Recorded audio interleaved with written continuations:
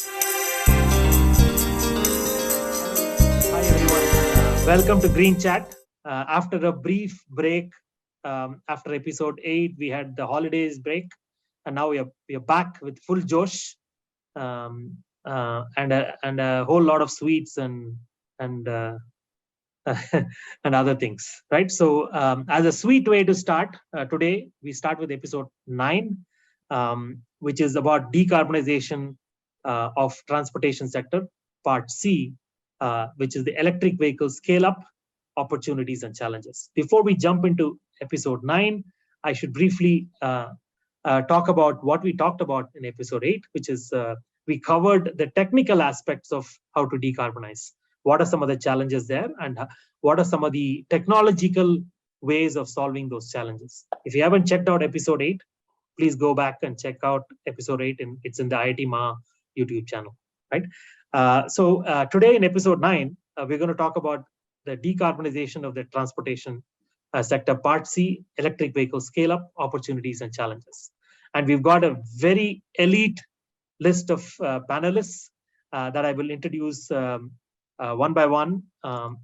Joining us from Aether Energy is Senior Vice President, Mr. Ramesh KS. Welcome, Ramesh. He's part of the Aether Leadership Council.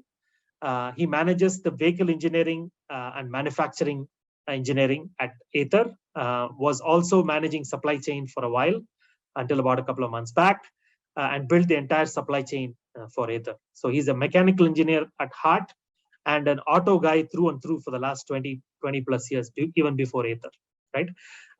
He's got tremendous experience in managing P&L as well, deep functional expertise in operations, engineering, supply chain, and business development. Welcome, Ramesh. Glad to be here today. Thank you. And next, we have Mr. Ganapathi Subramanyan, right? So he's a commander. He's an ex-Navy commander, retired, an alumnus of Naval College of Engineering. He obtained his master's degree in control systems and instrumentation from IIT Madras, and has also obtained a postgraduate diploma in management from Jamnalal Bajaj Institute of Management Studies. So he served on board the Indian naval ships, including the nuclear submarine. Submarines, as he put it earlier in my discussions with him, are the very first electric vehicles that existed. Welcome, Subbu.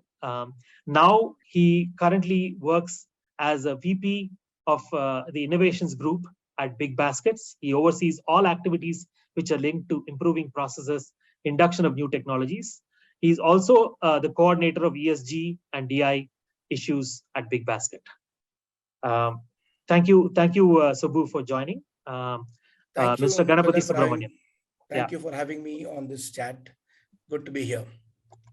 Excellent. Next, I will introduce my dear friend Subra. So Subra is known to us from the earlier episode of GreenChat as well. So Subra, is a cornell PhD in electrical systems, micro electromechanical systems, MEMS. He holds a BTech degree from mechanical engineering. He and I studied in the same college in the same year. Only he is a traitor. He moved away from civil engineering to mechanical after the first year. Got a branch change. I can say he got upgraded, but some of us would not agree on that.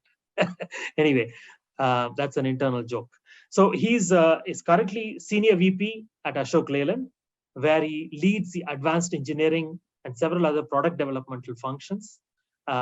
Previously, he was CEO and executive director of R&D at Power Gear, and before that, decades of experience with GE Global Research Center in New York.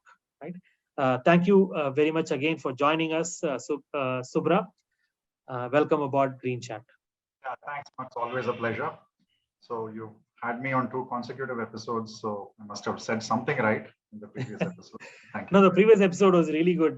If you have not checked it out, Subra's comments were spot on, and we are expecting something similar, if not better, this time, Subra. Okay, no pressure. Okay, now last but not the least, we have Dr. Shankar Venugopal. He is a vice president of at Mahindra and Mahindra. He leads the technology innovation at Mahindra's automotive and farm business. He's a prolific inventor, holds 20 international patents and 5 Indian patents. He's got a PhD in material science from IISc, 1997, I believe, graduated from IISc, and that's a PhD at 1997, and a management degree from IIM Bangalore. Welcome aboard, Dr. Shankar. Thank you, Mux. Happy to be here.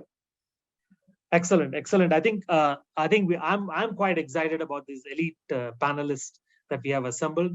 Thank you, Hiran, who's worked brilliantly in the background to assemble this team as well. We'll run through now a couple of small descriptive slides, and we'll run through a few questions for the panelists. That's how we typically do the GreenChat, and we'll continue to do that. Okay, so let's talk now about the market, right? What we're talking about is EV growth. If you see this chart, 2019 there were about 3.2 million units of electric vehicles.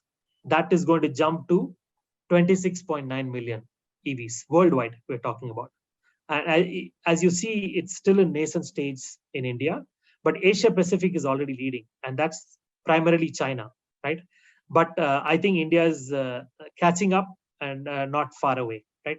And it's going to be it's heartening to see that Asia Pacific is already above US or Europe or other regions.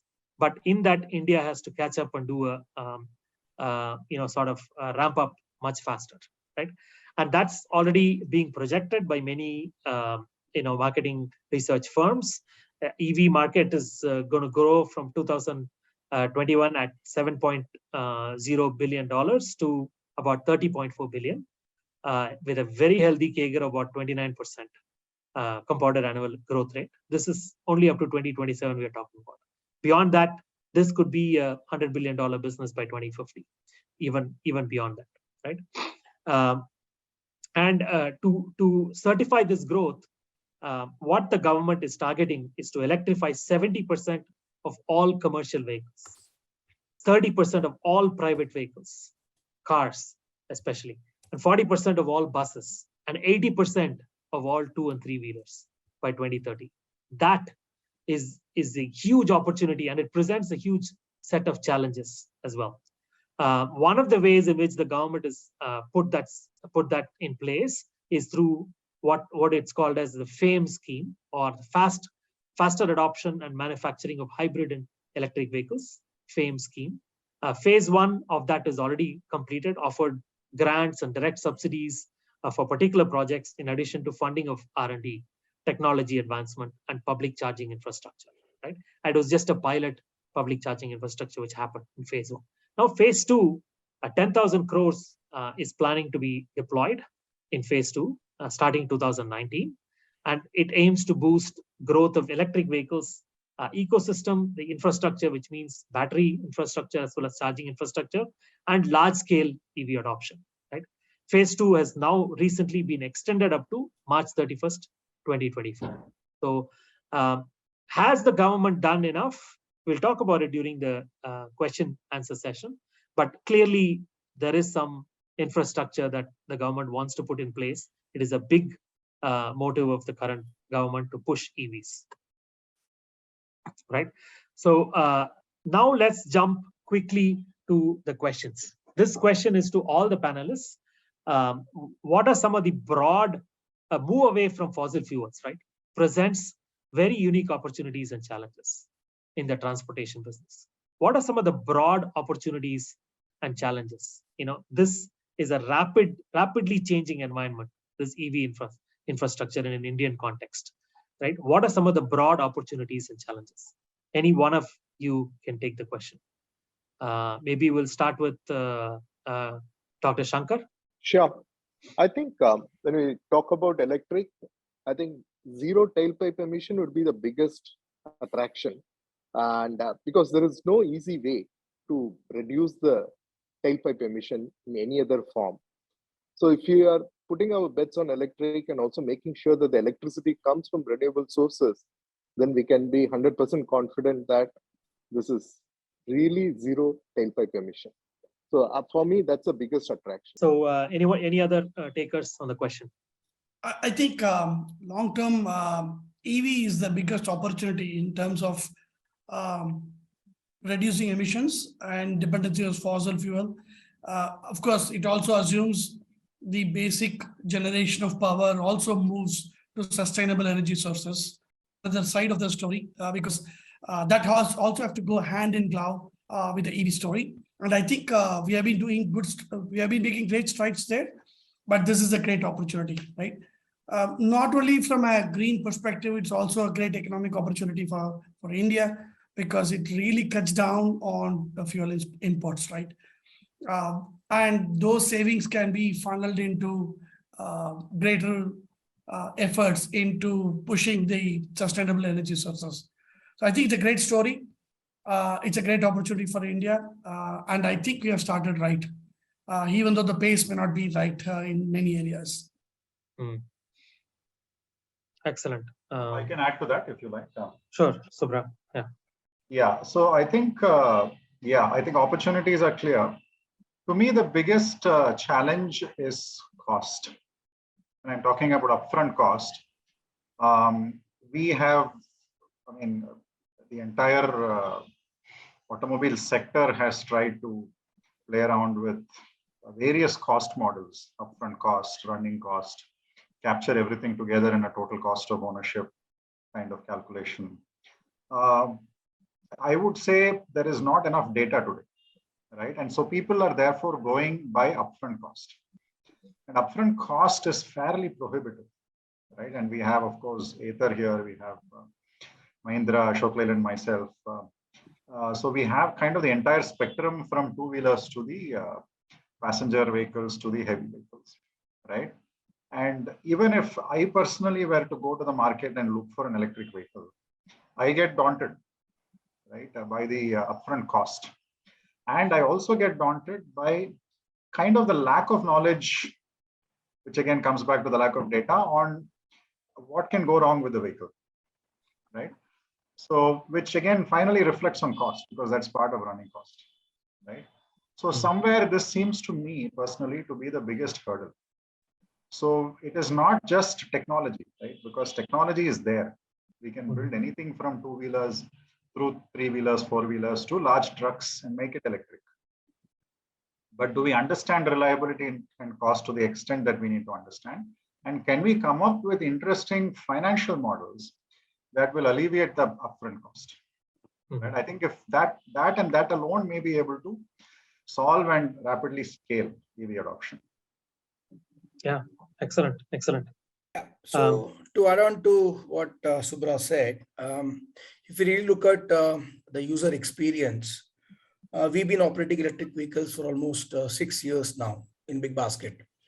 And of course, the challenge is there of the upfront cost, but the gains which are visible to the person on the ground in terms of the OPEX cost, with looking at around 1/6 of the cost of a traditional fossil fuel vehicle, is a great opportunity out there. Of course, people did mention about cutting tailpipe emission and reduction of the energy imports into the country from abroad. The fuel imports which are coming in is also a great savings I would see as the way ahead for us to progress and take it forward.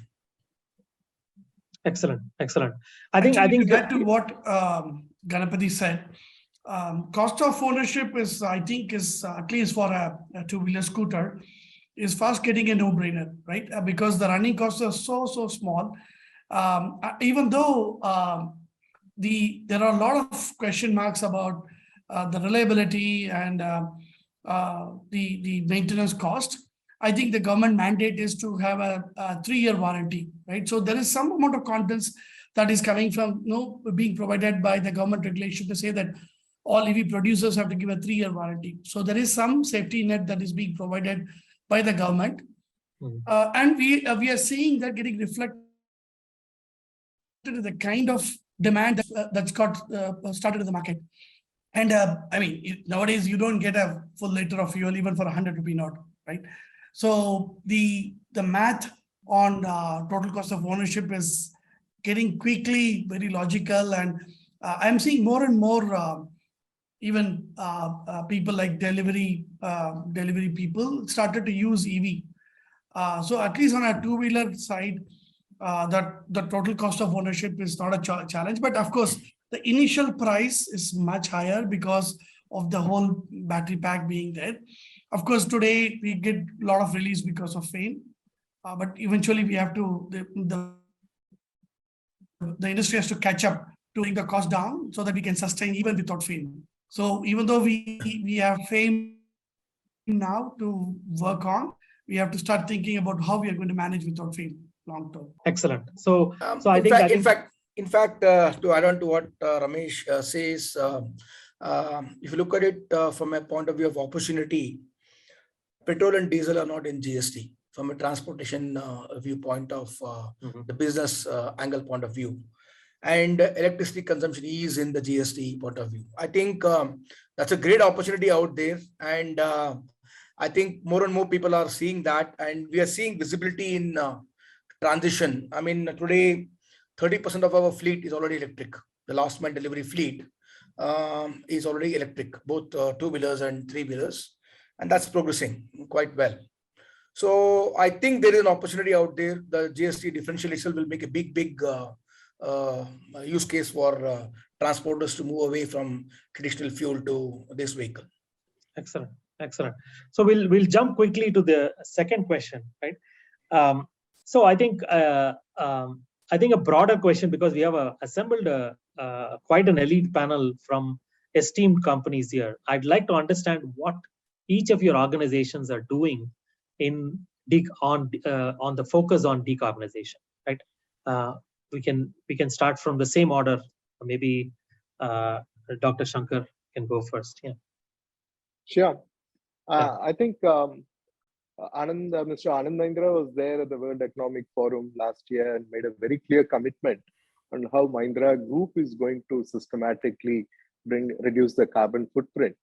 And soon after that, we have planned a variety of new products, which are basically key enablers towards decarbonizing. Started with simple electric vehicles, which are just direct electrification of our own existing vehicle platforms. Then very quickly, we moved on to what we call as born electric vehicles, which are like from scratch, new designs, fully optimized for EV performance. And we have announced the launch of 5 new vehicles on the 15th of August. So we are fully busy, basically building the technology, building blocks, and putting those together for these new products, which are going to be spread over the next 2 to 3 years time frame. And this is just the automotive side of it. We are doing this for the farm side also, because we are also into tractors and implements. So the same decarbonizing we are doing there on that side, including electrification and bringing in more technology and automation, but at a price point that the Indian farmer can easily afford. Sure. Excellent. Ramesh? I think Ather by nature is... by Genesis, yeah. EV company. So it's in our DNA, right? Decarbonization is our DNA. Because we are born as an EV company. So nothing much to add in this, because that's our DNA. But we are also started to think very deeply about, other than the product we manufacture, what's our total impact on the overall to the environment and the social scenario, right? We were one of the first few companies which was already published our first impact report.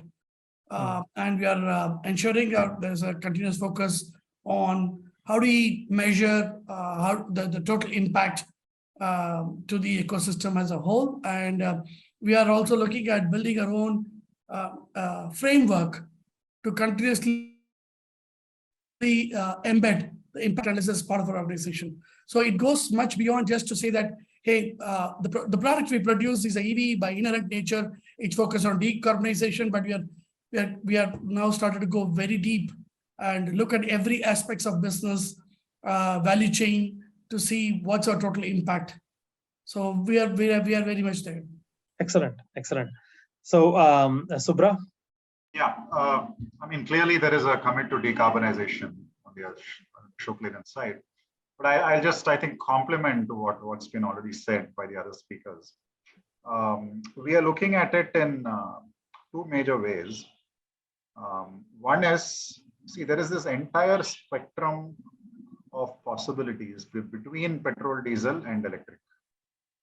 And it is not at all clear to us or even to the industry that, at least for the heavier vehicles, does electric make sense over some of the other options, right? And the other options are very varied, right? You have hydrogen, you have methanol, you have hydrogen carrier fuels, right? You have CNG, right? And so this spectrum is, you can call it a carbon spectrum as well.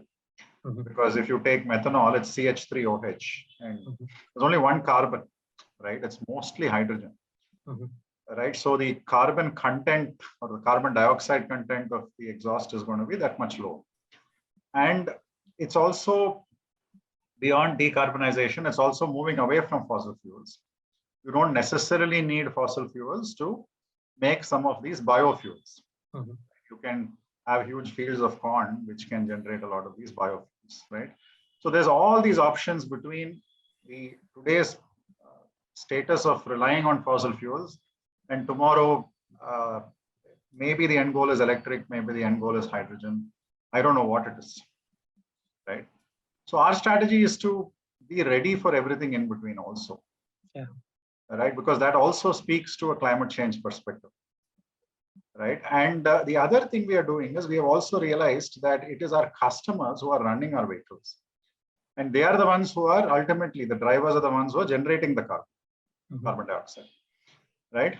So we are also working very closely with our customers on their decarbonization goals, which is very important to us because depending on the customer, right, depending on how they use our buses or our trucks, we can tailor, customize configurations, which will give them the maximum benefit in terms of going. Because they're the ones who ultimately generate most of the emissions. Right? So these are our broad strategies. Makes sense. Makes sense. See, the other point I wanted to talk about is, the broad-based move is actually beneficial from both the climate change perspective as well as the overall energy efficiency perspective, the move to EV, right? And, it'll be good and important. First of all, I think we'll first hear from Subbu on what Big Basket is focusing on in terms of decarbonization. Then I'll ask this question. Go ahead, Subbu. Yeah. Right. So the way we have been doing it is threefold. So actually, in fact, for the past 3 years, we've been measuring our emissions in terms of scope 1, scope 2, and scope 3. And if you really look at it, the industry we are in, we have a huge number of cold rooms, which powers and ensures that there's no food loss. At the end of the day, the farmer who's farming somewhere out there and who's getting the food down the supply chain into our warehouses, we need to ensure that the food doesn't get wasted. And electricity is a huge guzzler out there for the cold rooms. And that is one major source of consumption for us. So what we have done is, since warehouses are typically in the cities or in the fringes of the cities, we have gone solar on top of our warehouses to ensure that we optimize the solar energy to cut down on the grid energy, and also look at not using the DGs, because even if the grid is down or if the solar is down because of a bad day, we have to depend on the DGs to ensure that the cold rooms are running and ensure that the food doesn't get spoiled out there, right? So we have gone solar, and all of our warehouses are equipped with solar on top of the warehouse, and it's synchronized with the grid and the DG. So there's an automatic synchronization among all the three sources of energy. That's the first step we have taken. Second is we have looked at alternative means for the cold room itself. We looked at biomass-based cold rooms for some of our larger warehouses, where we are using biomass as a source of energy for running our cold rooms. That's quite a huge amount of saving, not using typical fossil fuel-based fuels. And lastly, we are looking at transition away from the fossil fuel vehicles in the last mile delivery space for the vehicles to be converted to EV. So today, I can justifiably say that if I'm looking at a scope 1 where I am using purely DG, I'm already net zero as a company. I'm net zero. So the amount of energy I'm consuming from running my DGs is far lesser than my energy which I am generating on in solar. Right. So that's the reality today. Scope 2 and scope 3, we have very little control, because scope 2 is primarily energy which is imported into my warehouse. And that is a mix of the energy basket of the country itself. Correct. 70% coal and 30% renewable. I mean, with us going renewable, I think that will further change the matrix. And scope 3, as Subra was mentioning earlier, is how to educate the drivers and our partners to move away from fossil fuel to electric. So that is where the biggest chunk of, I mean, I can say technically I don't own the vehicle, because I don't own the vehicle. The vehicles are owned by my partners. But then we are enthusing them and moving away from electric, from fossil fuel to electric there. So as I said earlier, 30% of our fleet is already electric. This is the strategy we are adopting. Yeah. So as I was saying, right, I think very, very good. I think it's heartening to see all the organizations focusing on green, and also, right, I know that none of the organizations go say, no, I'm not going to focus on green. Right. It's not just a fashion statement, but there are some action that are happening on the ground. It's good to see that, right? That's very good. So now focusing on some of the the broad-based move is beneficial both from a climate change perspective and also overall energy efficiency perspective. Right? The ICE engine versus an electric vehicle, remarkably different energy efficiency improvement. Right? So where are some of the quick wins from this coming with the EV move? Right? Which particular segment do you think certain segments have inherently higher energy efficiency compared to other segments in the market? Any thoughts on that? Yeah, I think this energy efficiency will matter most to people like Big Basket, Olas, and Ubers who use it for long hours and drive a lot more distance than us. Because it directly translates to so much of saving for them when they work with a very relatively lower cost fuel out there. So I think the FAME is also structured in the same way, incentivizing shared mobility providers and such people to adapt EV. And I think that will happen very easily because the business case is very clear. And I think that's a segment which will find the energy efficiency to be so attractive. Excellent. I actually echo with what Shankar said. I think the maximum benefit is in 2 and 3 wheelers. There are also a lot of other challenges around the larger vehicles, right? One of the challenges when we talk about decarbonization, when we talk about alternate to ICE engines, we immediately only go to EV. So if we talk about EV, I think the biggest opportunity, I believe, is immediately in 2 and 3 wheelers. Yeah. And I think Subra has already spoken about the challenges in the heavy vehicles. I share his thoughts also. Like when we talk about decarbonization, we get fixated about EV. Okay, and I'm already prejudiced because I work in ether, and it also makes a lot of sense to do in 2 and 3 wheelers, right? Because it all city vehicles. The kind of correct, and we can also optimize. We can start playing between what is the size of battery pack we can put versus what is the kind of charging we can put in, right? How fast we can go in terms of fast chargers, and we can kind of juggle now. So we have a sweet spot. We are in a sweet spot. So that's where the maximum efficiency sits right now. My personal belief is 4-wheelers and heavy vehicles. There should be a broader thought process in terms of how we look at EV, and we have to talk about EV in conjunction with charging, right? We cannot talk in isolation. And probably we can also think about hydrogen and other sources of energy, right? So I think the biggest opportunity right now and where the maximum gains are going to happen is in 2 and 3 wheelers. You can excellent. call this a personal prejudice because I'm.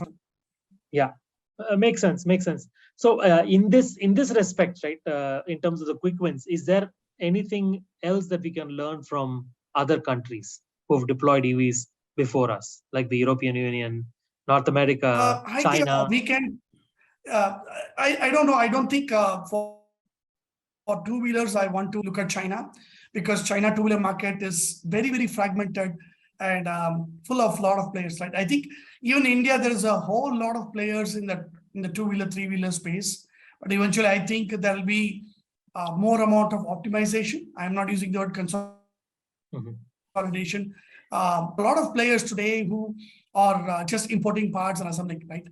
What has happened is there has been a huge spike of safety concerns that has 2 months, right?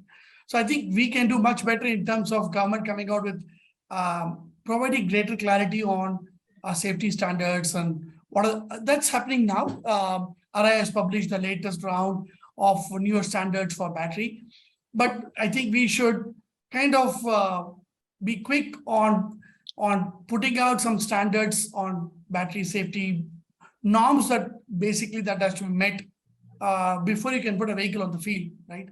I think that's an area that we should be doing much better as compared to other countries. The other thing is also about standardization of few things, right? We are taking quite a lot of time in terms of deciding what kind of connectors we want to put in and those kind of stuff, right? I think bring out with the better norms, safety norms or vehicle norms, and standardizing few things. Of course, I don't believe in standardization to the extent that battery swapping becomes possible, but basically we should have industry standards, more industry standard for EV, I think. I think these are 2 areas we should do better.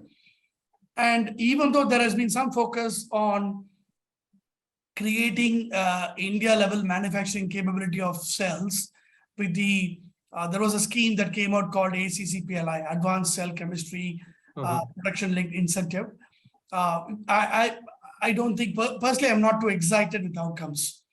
I think both from a government effort and how the corporates have been rallying together in other countries to create these manufacturing capacities or something that I think we should look at and catch up on, right? Yeah. Because this is going to probably limit the penetration, because all the big cell manufacturers are high about Western markets. Yeah, just to add on to what Ramesh said about the quick wins and what we can learn, I just want to share our own experience that the wins have been definitely in the 2 and 3-wheeler space. In fact, 3-wheelers are seeing very good traction as compared to the 2-wheeler space.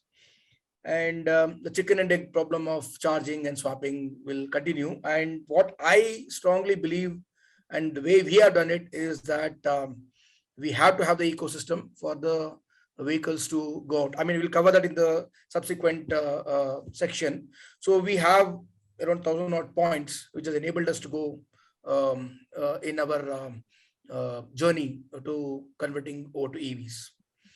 So in fact, my point is that more than learning about from others in terms of standards and other things, is also a question of implementation on the ground, because our climate and our scenario is completely different as compared to any of these other countries in terms of what we have seen on the ground in terms of the battery safety issues.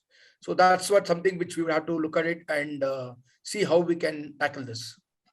Excellent. I mean, this presents a very unique opportunity. As India, we need to come up with our own standards, not depend on some other country, right? Because the temperature and profiles within the country are very different compared to US or other places outside, right? So I think that way it presents some unique opportunities for standardization, right? And that's very clear. So excellent. On the scale up progression, right? What is the right way to scale? Are we going to scale everything together, 2-3-wheelers first, then the buses, then the passenger vehicles? Is there some kind of a logical progression that makes sense? Any takers on this? Logically, people were thinking of buses first, even before 2-3-wheelers, only because buses have a known amount of distance they cover every day. Yeah. And they have a known set of stopping points, right? So if you were to plan the battery size, you could plan it for the distance. You could also plan the charging opportunities that you have, right? But then cost. So 2 and 3-wheelers, clearly you're looking at a lower cost and therefore a lower cost delta between a fossil fuel vehicle and an electric vehicle. So it has obviously, for obvious reasons, caught on for 2 and 3 wheelers. Right. And if you look at the vehicles also, right, I think about 83% of all vehicles are 2 and 3-wheelers in India. And I was shocked to hear that number. Number of vehicles, obviously the impact of each vehicle depends on the size from a carbon footprint standpoint, but I think majority is going to be 2-3-wheelers from a number perspective. Yeah, from a number perspective, but from a emissions culprit perspective, I think heavy vehicles are also a big player in this. Absolutely. Yeah, but for me, it is a big paradox because the transition to EV makes sense if the vehicle is running a lot, because the running cost is what is lower for electric, right? The upfront cost is much higher, right? So the transition is, and I'm talking about slightly heavier vehicles here. So you want to transition to EV when you can run a long distance. But the paradox is that if you want to run a long distance, you typically have to put a bigger battery pack. Yes, one day maybe there will be charging infrastructure, but even that, right? I mean, if you're talking about fast charging of batteries and all that, fast charging is still a little bit of a messy business. I mean, people make claims on fast charging, but you will drop battery life. You will worsen the thermal management situation because you're generating a lot of heat during a fast charge cycle. And you will end up overrating your entire thermal management system for the amount of heat that the fast charge cycle generates, which means everywhere else it's not running to its capacity. So it is not a straight answer. So it's like you want to upgrade the high mileage vehicles to EV, but you can't because that's when you have to have a huge battery pack, right? So that paradox is something I'm not able to crack. So if somebody here has thoughts on that. And that to me is also affecting the fundamental idea of scaling to EV. Go ahead, Shankar. Address what Subra talked about. See, definitely when you have a long distance vehicle, you're worried about the range anxiety is at its peak. And then you want to, naturally, you think that putting a bigger battery is what is going to address the range anxiety. But we should also remember that this electric vehicle will also be a connected vehicle. It will have a good level of smart and connected features built into it. And so if we can actually plan the entire trip based on the charging stations and their availability all across the entire distance, it will be very easy to address the range anxiety without really going for a bigger battery pack.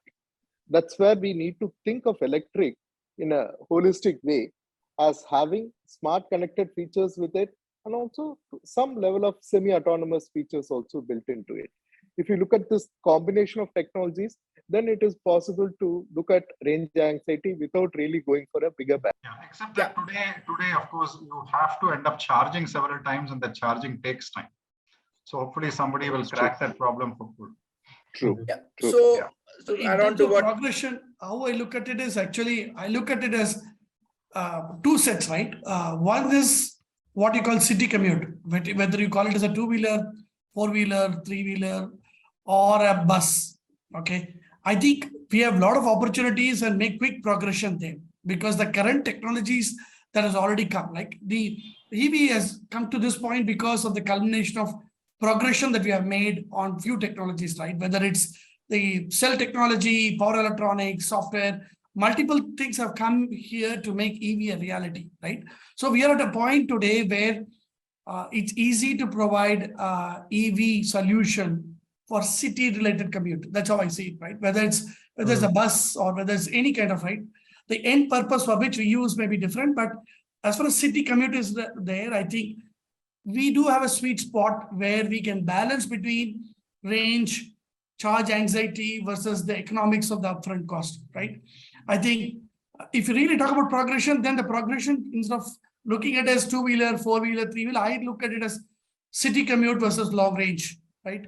I think long range, I share the anxieties of Subra here, right? It's too early to say, hey, we will go to electric vehicle. I think the EV wave, I believe sometimes is also high other opportunities like hydrogen. And there will be a lot of more chemistry going in the near future on cell, right? But today, we are at a point where you have to start picking between power density, which will give you higher power density means higher range versus, okay, I can compromise on. When you're talking about EV, it need not be a single vehicle. We can look at multimodal, where I start from home in my electric car, leave it at the station, get down to electric train, get down somewhere and use an electric auto for the last mile. So multimodal, when you look at for a city commute, it becomes a little easier to keep it all electric and also keep it economically also very attractive. Also the time factor, reaching my destination at a minimum time. And it does solve the pollution problem in the cities, Absolutely. which is the main driver for it, right? And it makes absolute sense to do this in the city context, the multimodal transport. Yes. So the logical progression is to have all of them together from a city perspective. But then I think it's not like the technology is only mature for one versus the other. I think Subra has a valid point, though. For the buses, the level of charging required and the infrastructure required for the batteries, what is the type of batteries, etc., may be a little bit more complex compared to the others, right? So Subbu, you were saying something earlier. Go for it. Yeah. So you have mentioned about 83% of the vehicles in India being 2 and 3, and that's what we are actually seeing happening on the ground. And typically these vehicles have slow charging points, and that's been addressed adequately by having the necessary infra for the charging point of view. And buses and fast charging is still a question mark, particularly because of thermal runaways and management of heat. Those are challenges which are definitely there. And I've not seen a use case where, yes, there are some vehicles which we have seen which have come out with a good thermal management in the four-wheel segment too, in the transport segment. But again, the question happens that with the load going up on the vehicle, the question of range anxiety comes back to play there. I mean, we don't have enough charging infra out there in the city to handle the supply chain for transport segment, which are moving on the typical 1 tonner or 2 tonner kind of a segment. So it's primarily the 2 and 3-wheeler, which is booming as on the date. And we are yet to see anything really happening on the 4-wheeler segment in the transport. Though I've had vehicles coming in for trials and with multiple companies, that's still not at a reality. Yeah.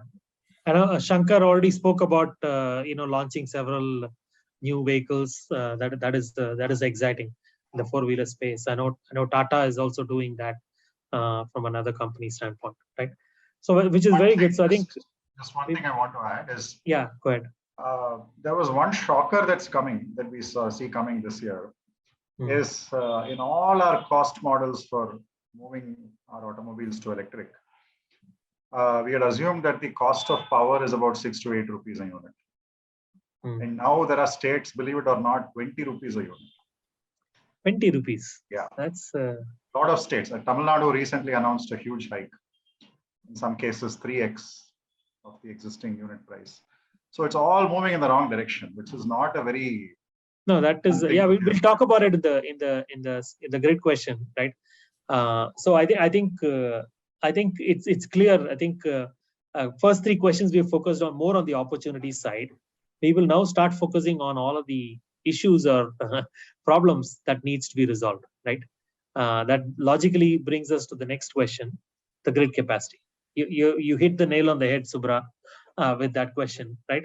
One is the capacity side. Right? Is the grid even ready, right? Forget the greening aspect of it. Is the grid even ready to take that much EV deployment? Then the second part is the greening part. Is the grid green enough to say that, yes, I have avoided pollution in the vehicle, and not just avoided pollution in the vehicle and moved it to the coal power plant? There's no point, right? It's just a movement of pollution, right? Is the grid green enough to do that? Or should we just wait for the grid to get more green and then deploy the EVs, right? Any takers on that question? Yeah, I think I will come in here, Mux. Mhm. I mean, it's a paradoxical question. I mean, on one side, you're being pulled by energy security.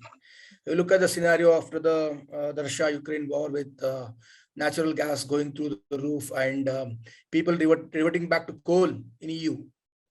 And we have one of the largest resources of coal in this country. I mean, today even we are at 70% of our energy is being generated by coal, and just 30% is renewable energy coming through wind and solar and hydro, right? What I see here is when you're looking at the renewable energy angle, there is a lot of policy noise which is retracting from what was a stated goal. While we're talking about 500 gigawatts of solar capacity by 2030, we're at 100 gigawatts, which is a huge scale up. We're not seeing traction on the rooftop based system. Yeah. This is a very, very sad aspect, primarily because the regulators who are in the field are actually going back in saying that I can't allow aggregators to come and put rooftop solar on top of my warehouse. And you're telling me that, look, you can either own the asset or the landlord has to put it in. Right? So where is the traction? Where is the push to, I mean, you're covering this probably in the finance part of it. I mean, this is also the finance part of who's going to power up all this solar panels and other things if you don't want to do the coal way. Where is it going to come from? So that's one point. The second point is the peak efficiencies in terms of the solar cycle. And can we optimize it for utilizing it and charging the electric vehicles is a question which comes up. Typical efficiencies between 10 to 1 in the mornings, but the vehicle runs from probably morning 7 to evening 8 to 10 in the evening. I mean, you still have to depend back on the grid and fall back on coal. How are we going to solve this? I mean, people are at work and you're generating electricity and putting it out without battery scale, grid scale batteries in place to store and be able to give it back. Of course, government is coming with policies on that, but we are yet to see any meaningful deployed grid scale battery packs out there in the field. That's one thing which I have looked at. I mean, V2G is still early concept as far as we are concerned in the country, and primarily looking at passenger cars or some other vehicles which are high capable batteries which can do this, but it's still early days as far as V2G is concerned. Main concern is on battery scale and ability to store. That's the challenge. Yeah, so I think that's why this question is relevant, right? So do you think that we should put a hold on EVs until the grid is ready, green enough? I mean, see, this is exactly the question which I would like to answer in a different way. I mean, around 3 years ago, a typical two-wheeler had a capacity of 40 kilometers from charge to, I mean, we did talk about scaling up the battery and saying keep on increasing the battery size to give more range, right? But the flip side of the angle is we increase the battery size, obviously you have to get the power to power that, right? So that's a issue there. So my point was very simple that, I mean, get the ecosystem in place. and the ecosystem has been in place, and that's why we have moved from 40 to 60 kilometers. I mean, technology is there, it's catching up, and we are getting vehicles which are giving you 60, 70, 80, 100, 110, so on and so forth. But but again, that's a question of the battery capacity. So you have to make do with what you have and to manage it efficiently with what energy you have, and then keep accelerating. I mean, we can't wait for one day to come in and say that, yes, I'm going to be all EV that day. We have a 2-degree problem also to solve, right? I mean, if we don't do it here, when? No, correct. See, I think the rooftop problem that you correctly observed is a policy paralysis more than anything else. We all know that, right? So, and the discoms don't have the capacity to meet that. So that's one side of the equation. But then the battery deployments, as you said, grid scale batteries, right, are happening, right? There are enough solar plus battery, wind plus battery tenders that are gigawatt scale that are coming in, right? And that level of peak power plant handling capacity of batteries is required, and that is what is happening as we speak, right? I think there's a 5 gigawatt tender out there, another 10 gigawatts coming. So I think that growth will continue to be there, right? The main problem is the intermittency, right? Suddenly there'll be a load of EV charger, especially the fast charging one, right? And then heavy payloads at that point in time. The grid goes for a toss if the local grid is not able to handle that. So that sort of a situation, we're not there yet, but we have to anticipate that. The planning aspect of anticipating that has to be in place, and that was the point I was trying to make. As you said, go ahead. I think more than the generation, I think as you said, power generation, I think we are getting greener, right?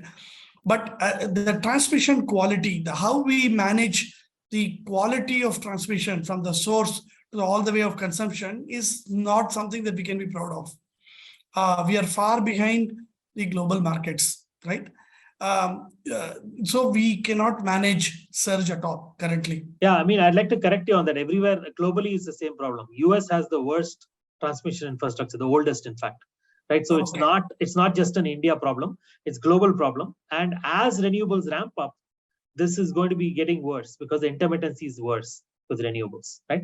Okay, so, then I think I thought we were behind the Western. No, it's not. It's not just that. I think India is, India has its own other challenges because there's theft of power, and there's a tremendous loss of power because of that. I mean, etc. Right? Yeah, so that's unique to India. Right? In fact, to add on to that choice. Today, I'm hamstrung in the distribution space with one single company out there. As a customer, I don't have a choice. Yeah, there is some action on that space. Yeah, I know it is there, but we have to see it to happen. The privatization of discoms is being looked at very seriously. Yes. So I think we're deviating from the EV topic though. But grid capacity is a critical issue to be solved for EVs to be successful, and that's why we dwell so much time on this, right? And with that, we close out episode 9 and resume with the same exact panelists in episode 10, where we will resume with a lot more interesting questions on the challenges and opportunities for ramping up in the EV space. Thank you.